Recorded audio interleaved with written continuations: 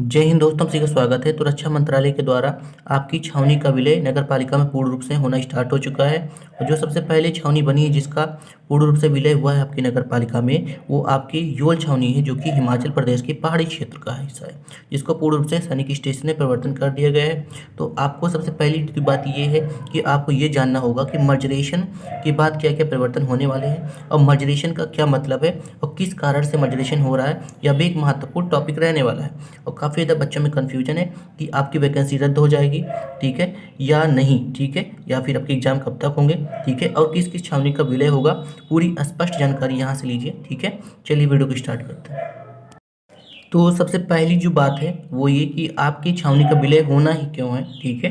तो सबसे पहले आपको स्पष्ट रूप से ये जानकारी होनी चाहिए कि आपकी छावनी का विलय क्यों होना है और किस किस छावनी का विलय होने की आशंका है, ठीक है। तो सबसे पहली बात तो ये कि जो आपकी जो कैंटोनमेंट की जो ये सुविधा है, ठीक है, ये अंग्रेजों के द्वारा शुरू की गई थी। और जो सबसे पहले जो छावनी बनाई गई थी वो आपकी बैरापुर और दानापुर छावनी है, ठीक है। जैसा कि आप सभी जानते हैं, जो मंगल पांडे थे वो बैरापुर छावनी से ही थे, ठीक है। वहीं से उन्होंने अपनी जो भी संघर्ष था वो वहाँ से स्टार्ट किया था।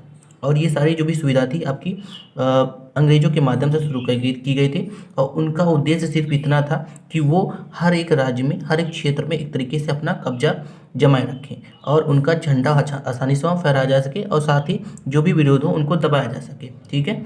तो अभी के समय में उसका एक तरीके से कह सकते हो गलत उपयोग किया जा रहा है और काफ़ी ज़्यादा भ्रष्टाचार देखने को मिला है। तो यही कारण है कि आपके विलय का, देखिए, विलय का पूर्ण रूप से अगर मतलब समझा जाए, पूर्ण रूप से विलय का मतलब है कि आपका जो सैनिक क्षेत्र है, ठीक है, जहाँ जहाँ पर आपके मिलिट्री हॉस्पिटल्स हैं, ठीक है, या भी मिलिट्री से रिलेटेड जो भी कैंप्स होते हैं, ठीक है, उनको सिविलियन क्षेत्र से अलग कर देना, ठीक है।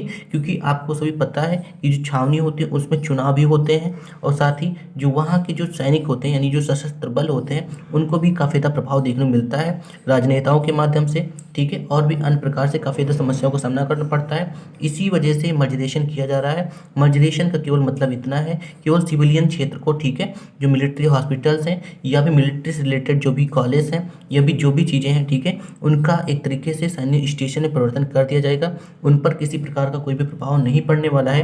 केवल जो वहाँ के जो सिविलियन क्षेत्र होते हैं उनको नगर पालिका में विलय किया जा रहा है, ठीक है। तो एक कन्फ्यूजन तो ये दूर होना चाहिए, ठीक है। और जो भी प्रश्न है, चलिए उसको भी देख लेते हैं। तो सबसे पहला अगर आपका प्रश्न देखा जाए तो सबसे पहला प्रश्न जो पूछा गया है वो है किस छावनी का विलय होना है, ठीक है।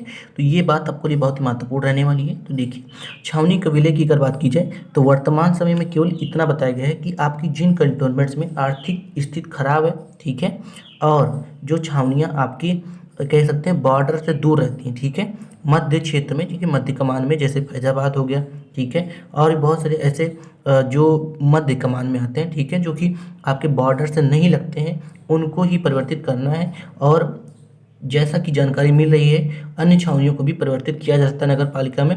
तो स्पष्ट रूप से आपको जानकारी मिल रही होगी कि मर्जरेशन में केवल आपके सिविलियन क्षेत्र को ही मर्जरेशन किया जा रहा है। दूसरा प्रश्न आपका है वैकेंसी पर इसका कोई प्रभाव, तो बिल्कुल हो सकता है कि इस पर आपका प्रभाव बिल्कुल देखने को मिल सकता है, लेकिन सभी पोस्ट पर नहीं, ठीक है। मिलिट्री हॉस्पिटल्स, जैसे मिलिट्री हॉस्पिटल्स में जो आपके पोस्ट निकले हुए हैं, मिलिट्री स्कूल्स में जो भी आपके पोस्ट निकले हुए हैं, ठीक है, और भी अन्य जो पोस्ट निकले हुए हैं, हो सकता है कि हल्का उस पर प्रभाव देखने को मिले। हालांकि अभी तक इस पर किसी प्रकार के ऑफिशियल नोटिफिकेशन नहीं आया है कि आपकी जो भी वैकेंसी निकली हुई है उस पर कोई प्रभाव पड़ेगा, ठीक है। और एक तरीके से आप भी जानते हैं कि जो मिलिट्री तरीके से कंटोनमेंट है, वहाँ पर भी बहुत सारे कर्मचारी काम कर रहे होते हैं। अगर उसमें इस तरीके से अगर बड़ा बदलाव करेंगे तो एक तरीके से उनके लिए भी काफ़ी ज़्यादा बेरोजगारी उत्पन्न हो जाएगी, ठीक है। वहाँ पर केवल सैनिक ही नहीं और भी बहुत सारे कर्मचारी होते हैं, ठीक है। तो एक तरीके से अगर देखा जाए तो वैकेंसी को कैंसिल नहीं किया जाना चाहिए। और दूसरा जो प्रश्न है, तो केवल छोटी छावनी में बदलाव, नहीं, ऐसा नहीं है, ठीक है। जो भी मध्य कमान में आते हैं उनमें तो निश्चित रूप से परिवर्तन होना ही है, उनको नगर पालिका में विलय होगा। और विलय का मतलब भी आप समझ पा रहे होंगे, केवल सिविलियन क्षेत्र को ही विलय में किया जा रहा है, ठीक है। और एक तरीके से बहुत ही अच्छा है ये, क्योंकि इसी वजह से काफ़ी ज़्यादा भ्रष्टाचार देखने को मिल रहा है। और आपने भी हाल ही में बहुत सारे न्यूज़ और बहुत सारे समाचार मेरे माध्यम से, अन्य के माध्यम से काफ़ी ज़्यादा सुने भी होंगे, ठीक है। कारण मैंने आपको पहले ही बता दिया कि क्या कारण है आपके विलय का, ठीक है। तो स्पष्ट जानकारी जहाँ तक मुझे लगता है कि मैंने आपको देने का प्रयास किया है। और अगर आपको पूर्ण रूप से जानकारी मिल गई है तो प्लीज़ हमारे चैनल को सब्सक्राइब जरूर कर दें और हमारे चैनल को सपोर्ट करें। बाकी आपकी जो भी कमेंट्स हैं प्लीज़ कमेंट में जरूर बताएं, ठीक है। पूर्ण रूप से आपको संतुष्ट करने का प्रयास किया जाएगा और आपकी कन्फ्यूजन को भी दूर करने का प्रयास किया जाएगा।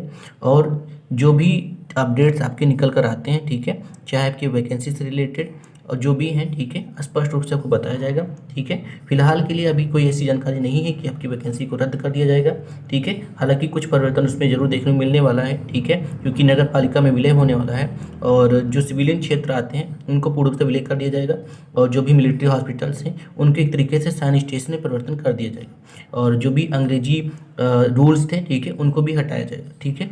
तो स्पष्ट जानकारी यहाँ तक मुझे लगता है कि मैंने आपको दे दिया है। तो आज की वीडियो में इतना ही। थैंक यू सो मच, धन्यवाद।